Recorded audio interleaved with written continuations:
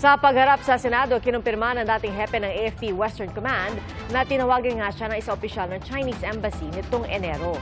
Pero wala raw siyang pinapayagan na lihim na kasunduan sa China tungkol sa West Philippine Sea. Saksi, si June Veneracion. Sa unang pagkakataon, humarap sa Senado si Vice Admiral Alberto Carlos para bigyang linaw ang kontrobersyal na audio recording umano ng pakipag-usap niya sa isang Chinese diplomat. Ang aligasyon ng Chinese Embassy, sa pag-uusap na yon, pumayag daw si Carlos sa isang new model para sa resupply mission sa West Philippine Sea. There are stories about me making secret deals with China and their officials. These are completely false. I am a soldier for the Filipino, and I remain a loyal servant of the Republic. Kwento ni Carlos na nooy hepe ng AFP Western Command. Enero nang tawagan siya ng Chinese military attaché na si Senior Colonel Lee. Pinag-usapan daw nila ang pagpapababa ng tensyon sa West Philippine Sea, lalo na tuwing merong rotation and resupply mission sa mga tropa ng Pilipinas sa BRP Sierra Madre sa Ayungin Shoal. Indeed, I had a casual and informal telephone conversation with the Chinese military attaché in Manila. But I condemn the act of the Chinese Embassy to record the conversation without my consent, much more to divulge it to the public with malicious twists and manipulation in order to appear that our discussion supported the corrosive narrative of PRC.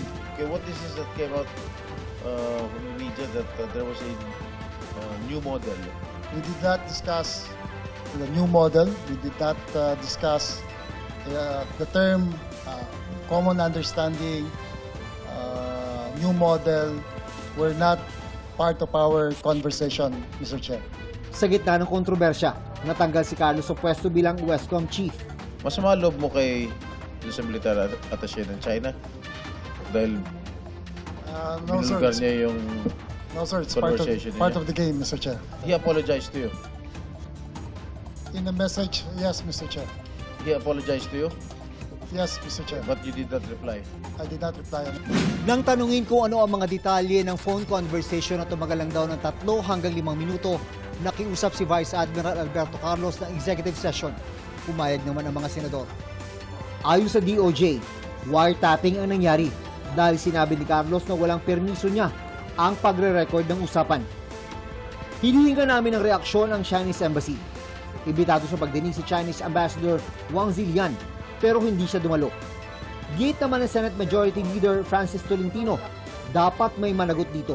Hindi kumilos ang DFA. Hindi pinatawag ang ambassador. Hindi nag-file ng diplomatic protest. Ang DFA may poder na mag-declare ng persona non grata.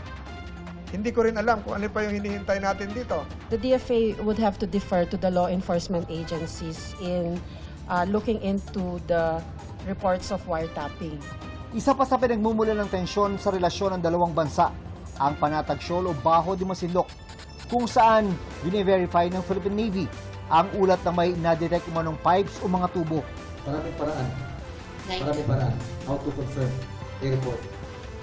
Like, can you give us an example, sir? You could send out a ship, you could use aircraft, you could use satellite tracking. Maraming paraan.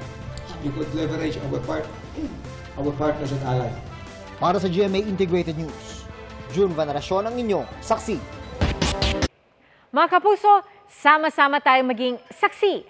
Mag-subscribe sa GMA Integrated News sa YouTube at para sa mga kapuso abroad, samahan niyo kami sa GMA Pinoy TV at sa www.gmanews.tv.